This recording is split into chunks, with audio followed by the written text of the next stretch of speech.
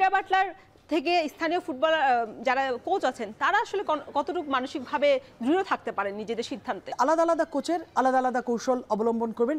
Peter Butler উনি আমি মনে করি যথেষ্ট কেপেবল। আমার কাছে ওনার কোচিং ম্যাথোডোলজি, ওনার কোচিং দর্শন যেটা বলেন ফিলোসফি, এটা আমার কাছে টোটালি অ্যাকসেপ্টেবল। আমি ওনার কোচিং ফিলোসফিটা আমার খুব ভালো লেগেছে। পিটার বাটলারকে দায়িত্ব দেওয়া হয়েছে, ওনাকে কতটুকু ফ্রিডম দেওয়া হয়েছে। অনেক কাঠখড় পুড়িয়ে ওনাকে কিন্তু ওনার জায়গায় স্ট্যান্ড করতে হয়েছে। ওনার এগেনস্টে কিন্তু অনেক অনেক অনেক চাপ এসেছে, অনেক কিছু হয়েছে, অনেকেই অনেক ধরনের কলাম লিখেছে, অনেক কথা বলেছে, হ্যাঁ মিশ্র হয়েছে। কেউ কেউ পিটার বাটলারকে মনে করেছেন যে উনি শুদ্ধ, উনি ঠিক আছেন, কেউ কেউ ওনার এগেনস্টে বলেছেন, এগেনস্টে লিখেছেন।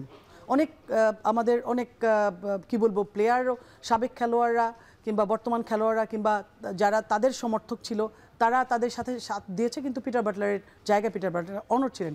এখন বাংলাদেশের যারা কোচ আছেন তাদের টেকনিক কিংবা তাদের ফিলোসফি কিংবা তাদের ব্যাপারটা একটু ডিফারেন্ট থাকতেই পারে, কারণ পিটার বাটলার যেই লেভেল থেকে খেলে এসেছেন তার সে মানসিকভাবে যতটা দৃঢ় হবেন, আমাদের দেশের আমরা কিন্তু যারা আছি তারা সেই জায়গায় কখনোই পৌঁছাতে পারিনি, হয়তো পৌঁছাতে পারবো, কেউ না কেউ পৌঁছাতে পারবে।